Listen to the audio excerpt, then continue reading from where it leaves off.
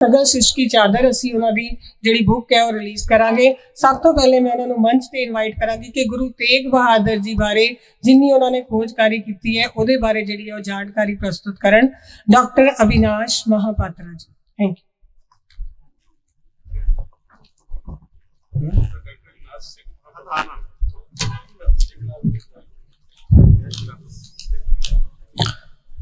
ਵਾਹਿਗੁਰੂ ਜੀ ਕਾ ਖਾਲਸਾ, ਵਾਹਿਗੁਰੂ ਜੀ ਕੀ ਫਤਿਹ।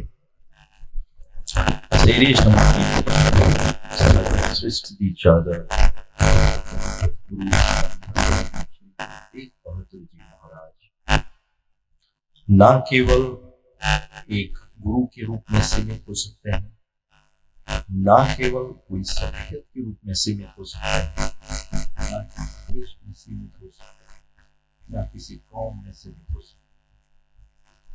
वो केवल है क्योंकि वो परमात्मा आप है। परमात्मा का सर्वोच्च रूप ज्यादा टाइम लेना नहीं चाहूंगा कि महाराज के इतिहास के सबको बहुत सारे ने बहुत कुछ खोज किए, बहुत कुछ पढ़े भी। हम आज कुछ की पॉइंट्स को टच करेंगे। कुछ सवाल हैं गुरु नौवें पातशाह जी की शहादत से रिलेटेड। आज हम उसको जवाब रखेंगे आपके सामने। गुरु नौवें पातशाह जी ने उदासियां कितने दिए? पहला सवाल। गुरु नौवें पातशाह जी 5 उदासियां दिए, 2 गुड़ता गद्दी से पहले, 3रा गुड़ता गद्दी के बाद पूरा पूर्वी भारत कवर, 4था है शहीदी यात्रा आनंदपुर साहब से दिल्ली, और 5वां है शीश यात्रा दिल्ली से आनंदपुर साहब। टोटल 5 उदासियां ने गुरु तेग बहादुर महाराज जी। इसी दौरान ये जो 5 उदासियां हैं, इसके बारे में हमें कहां पता चलते हैं? सबसे पहला स्रोत भट्टवैये स्रोत, पूर्वी दक्षिणी, मुल्तानी, तेतलौंडा प्रकाश, 3 भट्टवैये स्रोत ने जो गुरु तेग बहादुर महाराज जी के पूरे इतिहास में दर्शाते हैं। दूजी गल ये है कि सिर्फ कश्मीरी पंडित ही क्यों गए गुरु साहब के पास? सिर्फ कश्मीर ही क्यों, बाकी कोई स्टेट क्यों नहीं? क्योंकि पॉसिबल तो ये नहीं कि ब्राह्मण किसी दूसरे स्टेट में थे ही नहीं, सिर्फ कश्मीर में थे, तो कश्मीरी पंडित ही क्यों? कश्मीर एक सेंटर था स्पिरिचुअल एजुकेशन का उस टाइम का, 1600 to 1800 के अंदर। कश्मीर एक केंद्र था जहां पे रिसर्च होते थे, और आदिकाल से वहां से स्कॉलर्स प्रकट हुए हैं। आदि शंकराचार्य से शुरू करके गौतम बुद्ध जी भी खोज करते हुए वहां पहुंचे, और उसके बाद एक बहुत बड़े तांत्रिक स्कॉलर हैं अभिनव गुप्ता, वो भी कश्मीर से ही है, जिन्होंने रावण संहिता को पूरा कंपाइल किया एक ही पोर्शन में, 10,000 पन्ने। अब सवाल ये आता है कि कश्मीर को क्यों टारगेट किया गया? क्योंकि कश्मीर उस टाइम में हिंदुस्तान का एक केंद्र था जहां पे सारे ब्राह्मण का एक रिसर्च केंद्र बना हुआ था। जो वजीर था औरंगजेब का कश्मीर का, उसने सुझाव दिया औरंगजेब को कि अगर आप कश्मीर के ऊपर में कब्जा कर लेते हैं, कश्मीरी पंडितों को मुसलमान बना लेते हैं, तो पूरा हिंदुस्तान दरुल इस्लाम हो सकता है। इसलिए कश्मीरी पंडितों को टारगेट किया गया। उस टाइम में अभिनव गुप्ता जी के जो महान स्कॉलर थे उनके एज में, उनके गद्दी पर जो बैठे थे, ये सारे कश्मीरी पंडित उनके पास पहुंचे। रात भर उन्होंने साधना की, तो उनको हुक्म आया कि यहां हमारे पास बैठकर साधना करने से कुछ नहीं होता, परमात्मा आप अपने सरगुण स्वरूप में श्री आनंदपुर साहब में बैठे हुए हैं। कश्मीरी पंडितों को बोलिए उनके पास जाए ताकि उनकी जिंदगी बच सके, उनका धर्म बच सके। तभी कश्मीरी पंडितों ने पंडित कृपाराम जी के जरिए गुरु नौवें पातशाह जी के पास पहुंचे। जब उन्होंने ये सारी बात रखे गुरु नौवें पातशाह जी के सामने, तो गुरु 10वें पातशाह जी उस टाइम में 7 साल की उम्र में उधर अंदर आते हैं एमिड दिस डिस्कशन, और उसके बाद गुरु 9वें पातशाह जी को पूछते हैं कि गुरु पिताजी आप इस तरह मौन क्यों हैं? महाराज कहते हैं कि कश्मीरी पंडितों का तिलक और जनेऊ खतरे पे आ चुका है और ये चाहते हैं कि हम उनकी मदद करें। तो गुरु 10वें पातशाह जी हंसते हुए कहते हैं कि गुरु पिता, आपसे बड़ा महापुरुष इस दुनिया में आज के दौर पर है कौन जो इनको ना बचा सके? ये कार्य आप ही कर सकते हैं। और महाराज चल के जाते हैं दिल्ली। दिल्ली में कई सारे घटनाएं होते हैं जिसका आज मैं जिक्र करूंगा। ये चीजें बहुत गुप्त हैं आज के टाइम पे। जब महाराज दिल्ली पहुंचते हैं, औरंगजेब उस टाइम में होता है हसन अब्दल में, तो जो उनका चीफ काजी था, काजी अब्दुल हवाब नाम था उसका। काजी अब्दुल हवाब पहले गुरु साहब जी को लेकर औरंगजेब के दरबार में बिठाता है, रॉयल सम्मान करता है, फिर उनको कहता है कि आप इस्लाम कबूल करो। तो गुरु महाराज जी पूछते हैं कि इस्लाम में ऐसी क्या खासियत है जो बाकी धर्मों में नहीं है और आप सबको इस्लाम बनाना चाहते हैं? तो वो कहते हैं कि इस्लाम में ये जिक्र आता है कि अगर हम लोगों को लेकर उनको इस्लाम कबूल करवाएं तो हमारे लिए जन्नत के रास्ते खुलेंगे। तो गुरु साहब जी ने वहीं पर ही उनको जवाब दिए कि इस्लामिक सिद्धांत अनुसार एक इंसान का फर्ज बनता है कि वो अपने अंदर में ये कबूल करे कि रब उल आलमीन, कि जो रब है वो पूरे दुनिया का है, सिर्फ मुसलमानों का नहीं है। पर आप तो बोल रहे हैं कि रब उल सुन्नी मुसलमान, माने जो कि नॉर्मल मुसलमानों को भी नहीं छोड़ते, ओनली सुन्नी मुसलमान ही मुसलमान है। ये सिचुएशन था उस टाइम का। जब काजी ने गुरु साहब के और उनके सिखों से इस्लाम कबूल कराने में असमर्थ रहे तो उन्होंने उन्हें लेकर सूही हवेली के अंदर में कैद किए गुरु महाराज जी को। सूही हवेली आज के टाइम पे अगर आप देखना चाहें तो जो सुनहरी मस्जिद है लाल किले के सामने, जस्ट उसके पूर्वी पक्ष में एक छोटा सा नैरो रोड जाता है जिसके अंदर में ये सूही हवेली है। सूही हवेली में बहुत सारे अतृप्त देवते, प्रेत, जिन, कई तरीके के ऐसे सुपर नेचुरल फोर्सेस को कैद करके रखा हुआ था। काजी ने सोचा कि अगर हम सूही हवेली में गुरु महाराज को और उनके सिखों को कैद कर लेते हैं तो महाराज डर के मारे इस्लाम कबूल करेंगे और उनके सिख भी कबूल कर लेंगे, जिससे कश्मीरी पंडितों पर कब्जा पाया जा सकता है। लेकिन उस काजी को यह मालूम नहीं था कि परमात्मा आप उधर गए हुए हैं। तो जितने भी अतृप्त आत्मा सुपर नेचुरल फोर्सेस थे वो आके महाराज के चरणों पर गिर पड़े, कहते महाराज हमें मुक्त करो। महाराज ने उन सबको मुक्त किया। 2 दिन बाद औरंगजेब आकर पहुंचता है दिल्ली में, तो ये सारी घटनाएं उसको सुनाई जाते हैं। गुरु महाराज जी से डिस्कशन होता है। जब वो खुद भी कन्विंस नहीं कर पाता, एक पिंजरा बनवाता है जिस पिंजरा का नाम है जहलनुमा पिंजरा।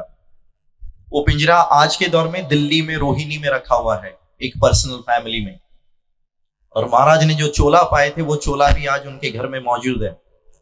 उस घर के मैक्सिमम मेंबर्स अभी जापान में रहते हैं। उस पिंजरा का अगर आप स्वरूप देखेंगे, मैंने खुद उसके दर्शन किए हुए हैं, 6 फुट बाई 4 फुट का उसका स्वरूप है, उसका स्ट्रक्चर है।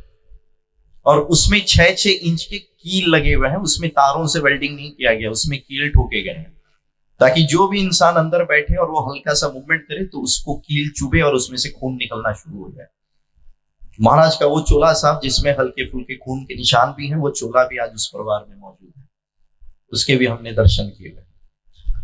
काफी देर टॉर्चर करने के बाद जब सिंघों का शहीदी होना शुरू हो गया, उधर गाजी अब्दुल हवाब ने फतवा पढ़ना शुरू किए सुनहरी मस्जिद में।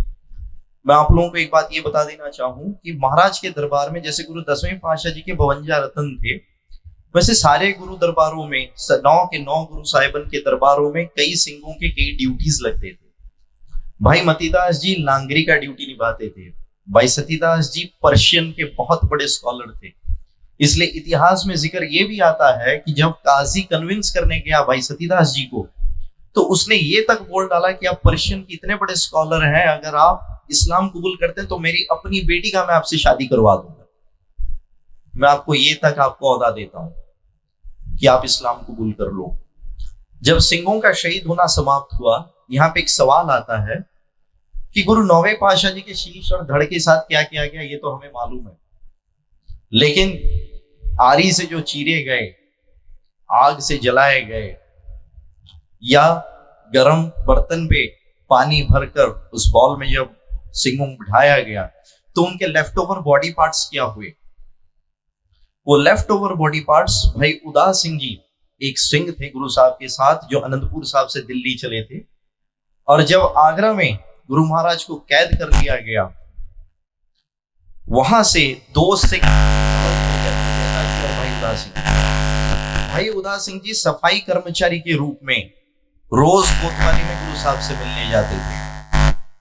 ये जो चीजें आज हम सुनते हैं कि महाराज ने ये लेटर भेजे, महाराज ने सलोक महला नौवा के आखिरीले जो शब्द हैं, जो पन्ने हैं, उन्होंने जो महाराज ने जो लिखकर भेजे थे वो आज हम तक पहुंचे हैं तो भाई उदास सिंह जी की वजह से।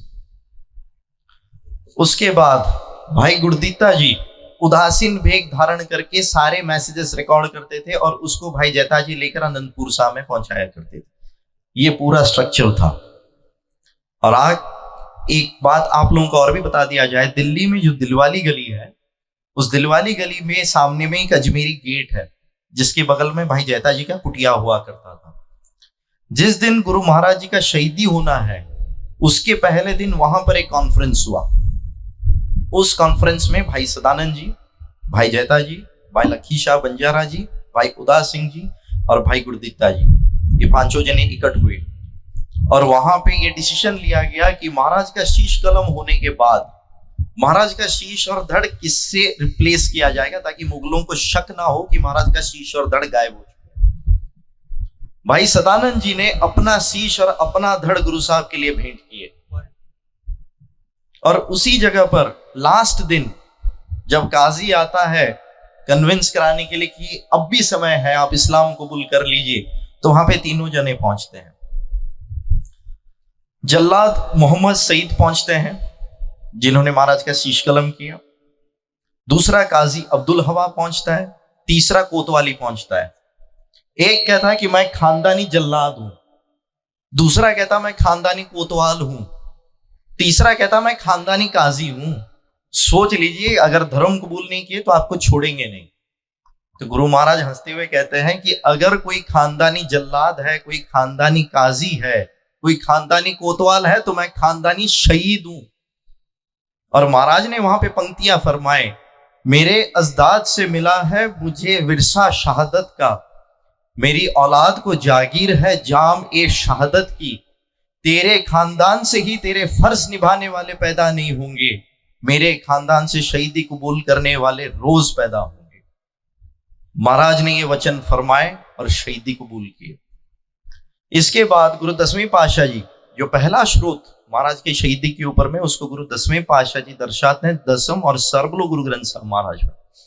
दसम का तो शब्द जवद्दी टकसाल के विद्यार्थियों ने इधर पढ़े, आपने सुने होंगे। सारबलो महाराज में गुरु 10वें पातशाह जी ये जिक्र करते हैं गुरगद्दी पातशाही दशक में कि गुरु तेग बहादुर महाराज जी जो है उनका एक पुण्य स्वरूप है। उस पुण्य स्वरूप के वजह से जो असुर रूपी तुर्क थे उस टाइम में, उस असुर रूपी तुर्क के ऊपर में नगारा सा बजकर उनके ऊपर फतेह पाया गया। ये है गुरु तेग बहादुर महाराज जी की शख्सियत। उसके बाद भाई जैता जी महाराज का शीश लेकर अनंतपुर साहब पहुंचते हैं। भाई लखी शाह बंजारा जी अपने घर को आग लगा देते हैं महाराज के धड़ का संस्कार करने के लिए। तो ये जो महाराज का धड़ संस्कार होता है, वो जो जगह था रकाबगंज साहब में, उसको मुसलमानों ने कब्जा कर लिया था।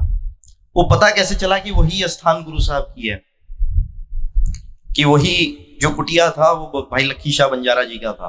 वो कैसे पता चला? भाई लखी शाह बंजारा जी रात भर उधर बैठे रहे जब तक आग ना बुझ जाए, और सारे अर्थियों को एक सोने के कलश में भरकर वहीं पर ही गाड़ दिए। जब बाबा बघेल सिंह जी दिल्ली फतेह किए और वहां पे खुदाई किए, तो यही गोल्डन कलश निकला जिसकी वजह से मस्जिद ढाकर उधर गुरुद्वारा श्री रकाबगंज साहब बना हुआ है। ये इतिहास है गुरु साहब की शहीदी का। जब भाई जैता जी आनंदपुर साहब पहुंचते हैं महाराज का शीश लेकर, गुरु 9वें पातशाह जी के, गुरु 10वें पातशाह जी की गुरुता गद्दी होती है, तो भाई 10वें पातशाह जी रंगरेटा भाई जैता जी को गले लगाकर पूछते हैं कि रंगराटा गुरु का बेटा, आपने तो मेरे पिता के शीश लेकर मेरे पास पहुंचे हैं, आज आप कुछ भी मांगिए, हम पूरे जन्नत आपकी कर्मों पर रख देंगे, आपकी कदमों पर रख देंगे। भाई जैता जी कहते हैं कि महाराज आप सिर्फ हमें अमृतसर साहब जी के सरोवर के स्नान बख्श दीजिए, वही ही मेरे लिए जन्नत है। आज जो हम अरदास में पढ़ते हैं, सिखानु सिक्खी दान, केश दान, रहत दान, विवेक दान, विशा दान, भरोसा दान, दाना सिर दान, श्री अमृतसर साहब जी के दर्शन स्नान, ये उसकी महत्तम है। ये गुरु 10वें पातशाह जी की पूरी शहादत की साखी है। इसके बाद गुरु 10वें पातशाह जी पूछते हैं, भाई जैता जी हमारे कितने लोग थे उधर? भाई जैता जी कहते हैं कि महाराज अपने कितने थे उनके कितने थे कुछ पता ही नहीं चला, क्योंकि भीड़ ही उतनी थी। गुरु 10वें पातशाह जी कहते हैं कि आज के बाद मैं सिखों को ऐसे सजाऊंगा कि दूर से भी देखकर लोग बोलेंगे कि वो देखो गुरु गोविंद सिंह सोढ़ी राय का सिख खड़ा हुआ है, और वो स्वरूप आज मौजूदा टाइम में शिरोमणि पंथ अकाली बुड्ढा दल 96 करोड़ी पंजवा तख्त के कोल है। और साथ संगत जी मैं आपको ये बता देना चाहूं कि बुड्ढा दल कोई मनोखी कृत नहीं है। बाबा बुड्ढा जी से शुरू हुआ, गुरु हरगोविंद पातशाह जी मीरी पीरी दे सिरजनहार, उनके थापड़ा से शुरू हुआ बुड्ढा दल, और गुरु 10वें पातशाह जी ने आप निशान नगारा देकर ये पंथ तुरे हैं। ये है शिरोमणि पंथ अकाली बुड्ढा दल। इतना ही बोलकर मैं आप सबसे विदा लूंगा। वाहिगुरु जी का खालसा, वाहिगुरु जी की फतेह। ਗਾਤਗਲ ਸਿਸ਼ ਕੀ ਚਾਦਰ ਅਸੀਂ ਉਹਨਾਂ ਦੀ ਜਿਹੜੀ ਬੁੱਕ ਹੈ ਉਹ ਰਿਲੀਜ਼ ਕਰਾਂਗੇ। ਸਭ ਤੋਂ ਪਹਿਲੇ ਮੈਂ ਉਹਨਾਂ ਨੂੰ ਮੰਚ ਤੇ ਇਨਵਾਈਟ ਕਰਾਂਗੀ ਕਿ ਗੁਰੂ ਤੇਗ ਬਹਾਦਰ ਜੀ ਬਾਰੇ ਜਿੰਨੀ ਉਹਨਾਂ ਨੇ ਖੋਜਕਾਰੀ ਕੀਤੀ ਹੈ ਉਹਦੇ ਬਾਰੇ ਜਿਹੜੀ ਹੈ ਉਹ ਜਾਣਕਾਰੀ ਪ੍ਰਸਤੁਤ ਕਰਨ ਡਾਕਟਰ ਅਵਿਨਾਸ਼ ਮਹਾਪਾਤਰਾ ਜੀ। Thank you.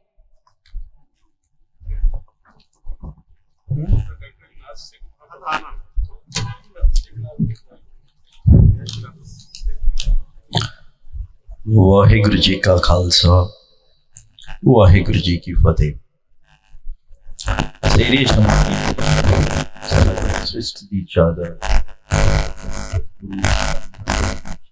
एक बहादुर जी महाराज ना केवल एक गुरु के रूप में सीमित हो सकते हैं, ना केवल कोई शख्सियत के रूप में सीमित हो सकते हैं, ना किसी देश में सीमित हो सकते हैं, ना किसी कौम में सीमित हो सकते हैं। वो है क्योंकि वो परमात्मा आप है, परमात्मा का सर्वोच्च रूप।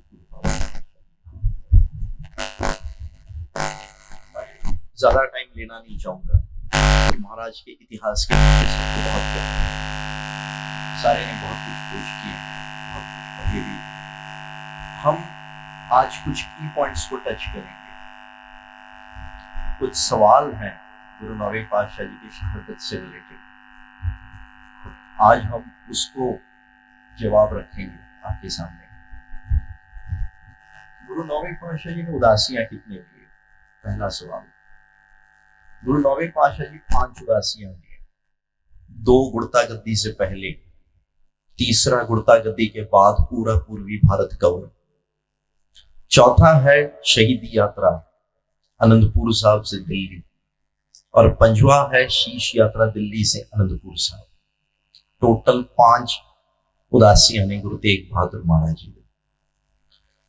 इसी दौरान ये जो 5 उदासियां हैं इसके बारे में हमें कहां पता चलते हैं? सबसे पहला स्रोत भट्टवैये स्रोत, पूर्वी दक्षिणी, मुल्तानी, तेतलौंडा प्रकाश, 3 भट्टवैये स्रोत ने जो गुरु तेग बहादुर महाराज जी के पूरे इतिहास में दर्शाते हैं। दूजी गल ये है कि सिर्फ कश्मीरी पंडित ही क्यों गए गुरु साहब के पास? सिर्फ कश्मीर ही क्यों, बाकी कोई स्टेट क्यों नहीं? क्योंकि पॉसिबल तो ये नहीं कि ब्राह्मण किसी दूसरे स्टेट में थे ही नहीं, सिर्फ कश्मीर में थे, तो कश्मीरी पंडित ही क्यों? कश्मीर एक सेंटर था स्पिरिचुअल एजुकेशन का उस टाइम का, 1600 to 1800 के अंदर। कश्मीर एक केंद्र था जहां पे रिसर्च होते थे, और आदिकाल से वहां से स्कॉलर्स प्रकट हुए हैं।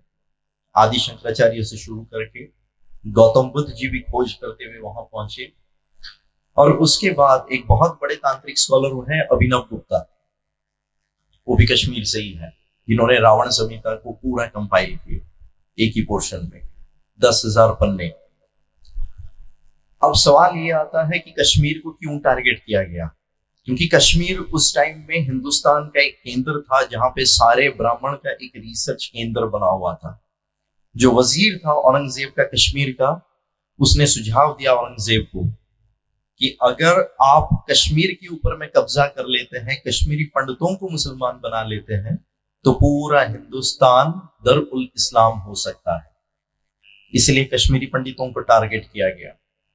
उस टाइम में अभिनव गुप्ता जी के जो महान स्कॉलर थे, उनके एज में, उनके गद्दी पर जो बैठे थे ये सारे कश्मीरी पंडित उनके पास पहुंचे।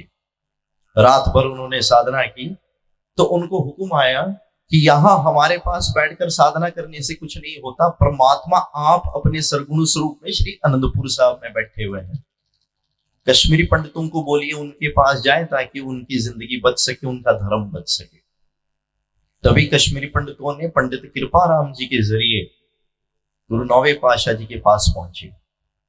जब उन्होंने ये सारी बात रखे गुरु नौवे पातशाह जी के सामने, तो गुरु 10वें पातशाह जी उस टाइम में 7 साल की उम्र में उधर अंदर आते हैं एमिड दिस डिस्कशन, और उसके बाद गुरु नौवे पातशाह जी को पूछते हैं कि गुरु पिताजी आप इस तरह मौन क्यों हैं। महाराज कहते हैं कि कश्मीरी पंडितों का तिलक और जनेऊ खतरे पे आ चुका है और ये चाहते हैं कि हम उनकी मदद करें।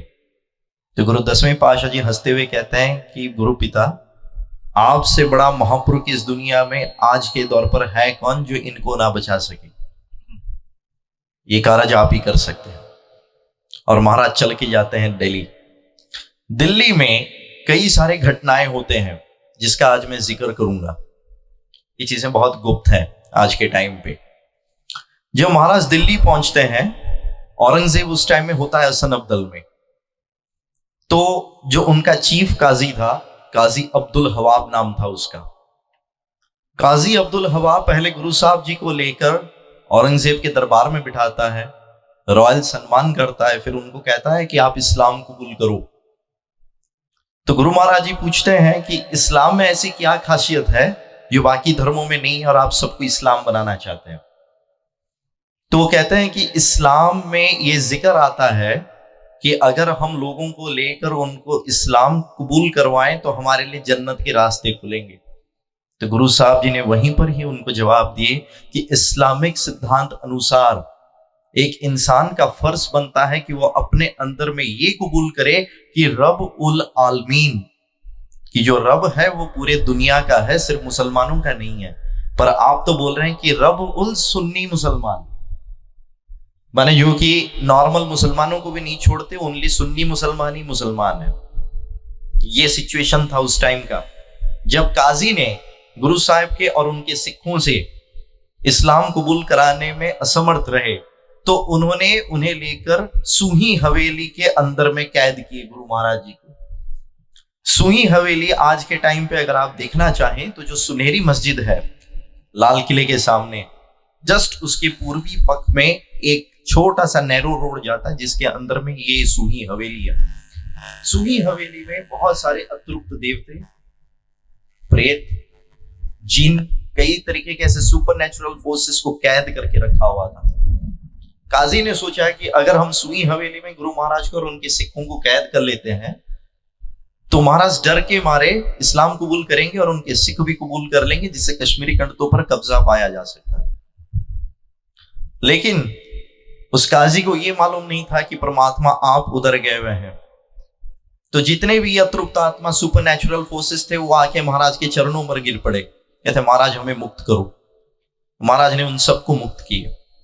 2 दिन बाद औरंगजेब आकर पहुंचता है दिल्ली में, तो ये सारी घटनाएं उसको सुनाई जाते हैं। गुरु महाराज जी से डिस्कशन होता है। जब वो खुद भी कन्विंस नहीं कर पाता, एक पिंजरा बनवाता है जिस पिंजरा का नाम है जहलनुमा पिंजरा।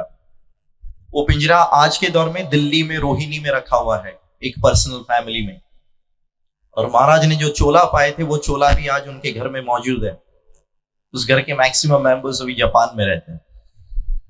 उस पिंजरा का अगर आप स्वरूप देखेंगे, मैंने खुद उसके दर्शन किए हुए हैं, 6 फुट बाई 4 फुट का उसका स्वरूप है, उसका स्ट्रक्चर है।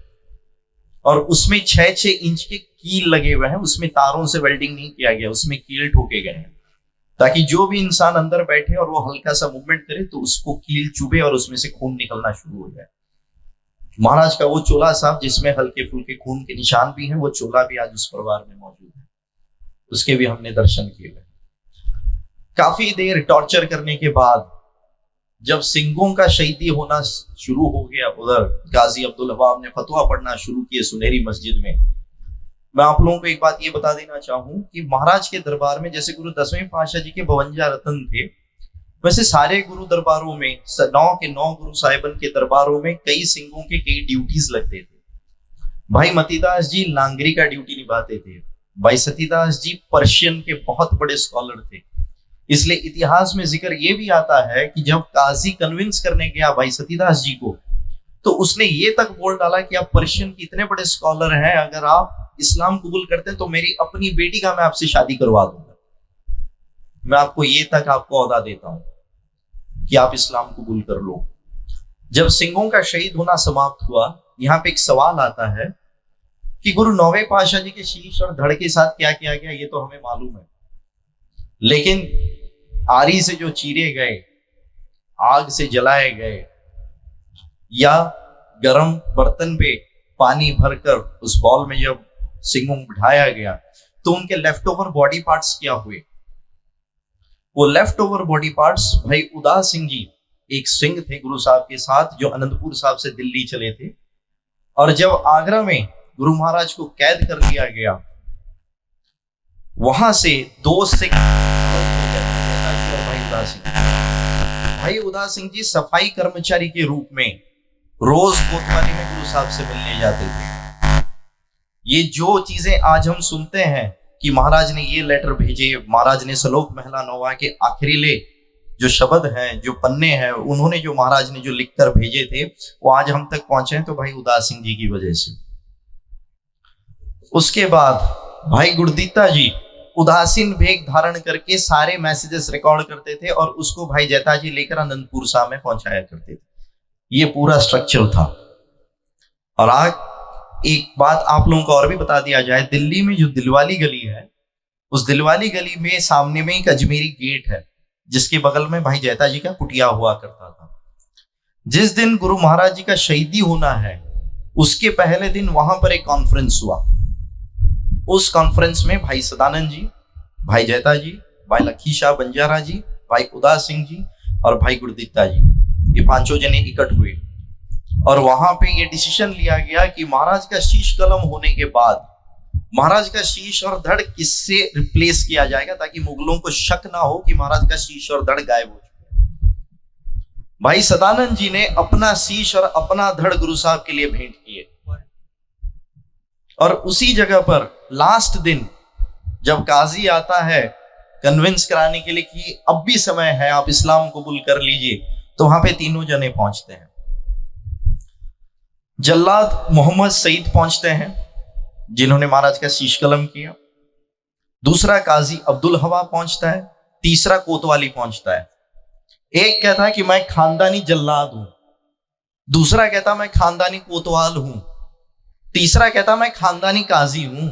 सोच लीजिए, अगर धर्म कबूल नहीं किए तो आपको छोड़ेंगे नहीं। तो गुरु महाराज हंसते हुए कहते हैं कि अगर कोई खानदानी जल्लाद है, कोई खानदानी काजी है, कोई खानदानी कोतवाल है, तो मैं खानदानी शहीद हूं।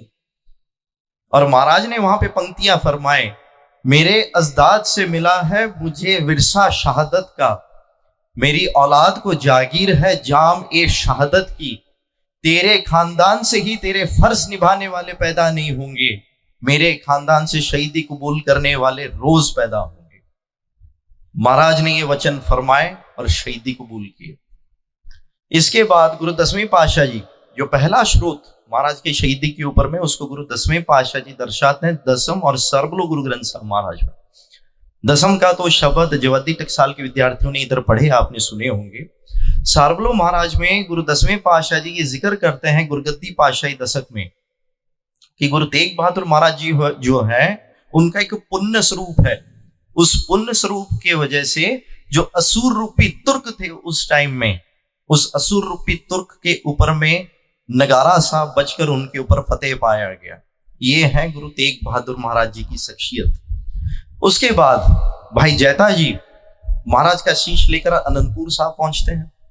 भाई लखी शाह बंजारा जी अपने घर को आग लगा देते हैं महाराज के धड़ का संस्कार करने के लिए।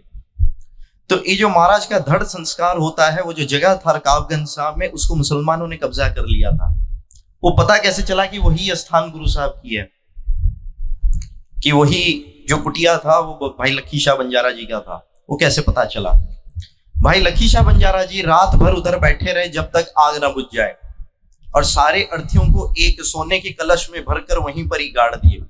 जब बाबा बघेल सिंह जी दिल्ली फतेह किए और वहां पे खुदाई की तो यही गोल्डन कलश निकला, जिसकी वजह से मस्जिद ढाकर उधर गुरुद्वारा श्री रकाबगंज साहब बना हुआ है। ये इतिहास है गुरु साहब की शहीदी का। जब भाई जैता जी आनंदपुर साहब पहुंचते हैं महाराज का शीश लेकर, गुरु 9वें पातशाह जी के, गुरु 10वें पातशाह जी की गुरुता गद्दी होती है, तो भाई 10वें पातशाह जी रंगरेटा भाई जैता जी को गले लगाकर पूछते हैं कि रंगराटा गुरु का बेटा, आपने तो मेरे पिता के शीश लेकर मेरे पास पहुंचे हैं, आज आप कुछ भी मांगिए, हम पूरे जन्नत आपकी कर्मों पर रख देंगे, आपकी कदमों पर रख देंगे। भाई जैता जी कहते हैं कि महाराज आप सिर्फ हमें अमृतसर साहब जी के सरोवर के स्नान बख्श दीजिए, वही ही मेरे लिए जन्नत है। आज जो हम अरदास में पढ़ते हैं, सिखानु सिक्खी दान, केश दान, रहत दान, विवेक दान, विषा दान, भरोसा दान, दाना सिर दान, श्री अमृतसर साहब जी के दर्शन स्नान, ये उसकी महत्तम है। ये गुरु 10वें पातशाह जी की पूरी शहादत की साखी है। इसके बाद गुरु 10वें पातशाह जी पूछते हैं, भाई जैता जी हमारे कितने लोग थे उधर? भाई जैता जी कहते हैं कि महाराज अपने कितने थे, उनके कितने थे, कुछ पता ही नहीं चला, क्योंकि भीड़ ही उतनी थी। गुरु 10वें पातशाह जी कहते हैं कि आज के बाद मैं सिखों को ऐसे सजाऊंगा कि दूर से भी देखकर लोग बोलेंगे कि वो देखो गुरु गोविंद सिंह सोढ़ी राय का सिख खड़ा हुआ है। और वो स्वरूप आज मौजूदा टाइम में शिरोमणि पंथ अकाली बुड्ढा दल 96 करोड़ी पंजवा तख्त के कोल है। और साथ संगत जी मैं आपको ये बता देना चाहूं कि बुड्ढा दल कोई मनोखी कृत नहीं है। बाबा बुड्ढा जी से शुरू हुआ, गुरु हरगोविंद पातशाह जी मीरी पीरी दे सिरजनहार, उनके थापड़ा से शुरू हुआ बुड्ढा दल, और गुरु 10वें पातशाह जी ने आप निशान नगारा देकर ये पंथ तुरे हैं। ये है शिरोमणि पंथ अकाली बुड्ढा दल। इतना ही बोलकर मैं आप सबसे विदा लूंगा। वाहिगुरु जी का खालसा, वाहिगुरु जी की फतेह।